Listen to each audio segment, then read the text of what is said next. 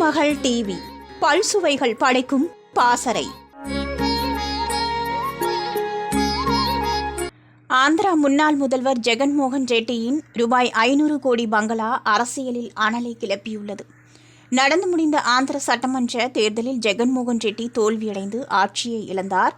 தெலுங்கு தேச கட்சி பெரும்பான்மையாக வெற்றி பெற்று ஆட்சியை கைப்பற்றிய பின் அந்த கட்சித் தலைவர் சந்திரபாபு நாயுடு அம்மாநில முதல்வராக பதவியேற்றுக் கொண்டார். கடந்த வாரம் ஹைதராபாத்தில் உள்ள ஜெகன்மோகன் ரெட்டியின் வீட்டின் முன்பகுதி சாலையை ஆக்கிரமித்து கட்டப்பட்டதாகவும் போக்குவரத்துக்கு இடையூறாக இருப்பதாகவும் கூறி இடிக்கப்பட்டது. தற்போது விசாகப்பட்டினத்தில் உள்ள ருஷிகொண்டா மலைப்பகுதியில் கட்டப்பட்டுள்ள இந்த சொகுசு மாளிகை விவகாரம் ஜெகன்மோகன் ரெட்டிக்கு சிக்கலை ஏற்படுத்தியுள்ளது. இந்நிலையில் தெலுங்கு தேசம் கட்சியின் எம்எல்ஏவான காந்தா ஸ்ரீனிவாஸ் இந்த பங்களாவை நேரில் சென்று பார்வையிட்டு புகைப்படங்களை சமூக வலைதளங்களில் வெளியிட்டுள்ளார்.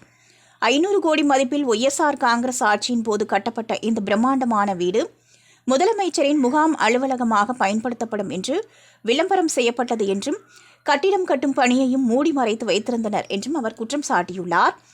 மேலும் இந்த குளியல் அறையில் உள்ள குளியல் தொட்டியின் மதிப்பு மட்டும் சுமார் 36 லட்சம் என்றும் தெரிவித்துள்ளார்.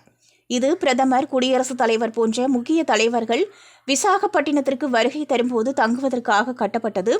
இது அரசு செலவில் கட்டப்பட்ட அரச மாளிகை என்று ஒய்எஸ்ஆர் காங்கிரஸ் கட்சியின் நிர்வாகிகள் விளக்கம் அளித்து வருகின்றனர். பிரதமர், குடியரசுத் தலைவர் தங்குவதற்கான கட்டிடம் என்றால் எதற்காக கட்டிடத்தை சுற்றி முள்வேலி அமைத்து மக்களிடமிருந்து இந்த மாளிகையை மறைக்க வேண்டும்? இது பிரதமர், குடியரசுத் தலைவர் தங்குவதற்காக கட்டப்பட்ட மாளிகை என்றால் அங்கு ஜெகன்மோகன் ரெட்டியின் உறவினர்கள் செல்வது ஏன்? இந்த இடம் 9.9 ஏக்கர் பரப்பளவு கொண்டது. இதுகுறித்து விரிவான விசாரணை நடத்தப்படும் என்றும் தெரிவிக்கப்பட்டுள்ளது.